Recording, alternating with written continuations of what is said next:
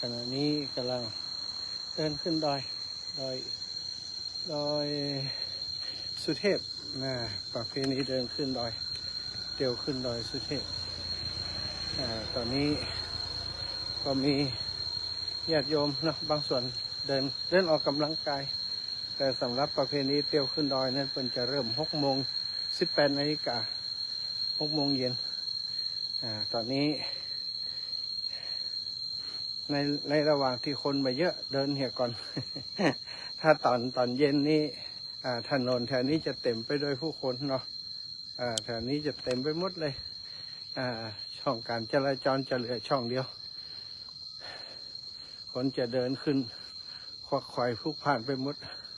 บรรยากาศที่ต่างขึ้นดอยก็ต้นไม้เนาะเขียวขจีต้นไม้เขียวขจีเนื่องจากว่ามีฝนตกตลอดในช่วงนี้ก็ถือว่าพ้นฤดูแล้งมาแล้วเนาะต้นไม้ใบเขียวแล้วตรงนี้ก็จะเป็นจุดที่มีโรงทานตอนเย็นที่แถวนี้นาวัดผาลาดตอนกลางคืนก็คนจะเต็มไปหมดกิจกรรมตรงนี้อันนี้ศาลาหน้าวัดผาลาดก็กำลังเตรียมเนาะ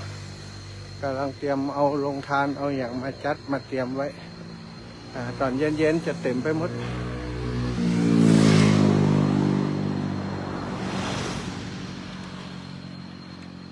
เดี๋ยวขึ้นดอยโดยหอยครูบาเจ้าศรีวิจัยอันนี้คือป้ายที่ติดไว้เนาะเสบียงบุญโรงทานโรงทานอาจารย์หลุยพร้อมคณะศิษยานุศิษย์ทั่วประเทศนิทรรศการครูบาเจ้าศรีวิจัยจุดนี้ถือว่าเป็นจุดใหญ่จุดไฮไลท์ของการเดินขึ้นดอยโอ้อันนี้งามเนาะเป็นแปลงงามเนาะไม้ไผ่ทำงามขับรถขึ้นดอยแหละขับรถกะจะไปลาดบนดอยครับไปกันครับอาจารย์จะเดินไปแหมสักหน่อยโอ้ยเจ็บไหล่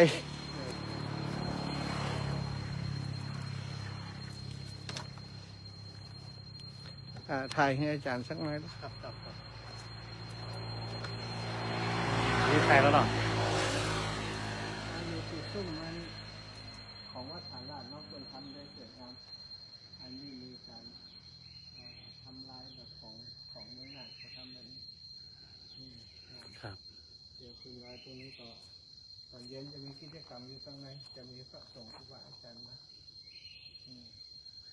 โอ้คนทำได้สวยงามเนาะครับสวยงามมากอันนี้ตอนเจ้าอยู่ยังบ่มีคนจ้ะยังครับยังประมาณสักบ่ายโมงไปเนาะบ่ายโมงบ่าย3 โมงจะมีคนมาเต็มเลยก็เลยถือโอกาสเดินขึ้นก่อนถ้าเดินพร้อมกับเพื่อนบึ้ดคนจะนักคนมาหลายครับคนหลายปีนี้เป็นปีที่ที่ 3ที่เดินขึ้นมา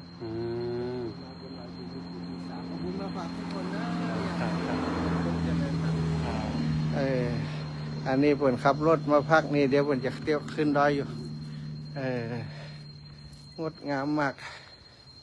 งดงามมาก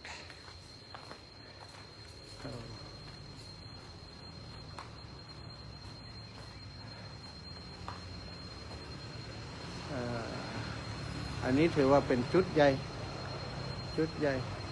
มหาวิทยาลัยจุฬาลงกรณราชวิทยาลัยเขตเชียงใหม่อันนี้เป็นการเกี่ยวขึ้นดอยวัดผาลาด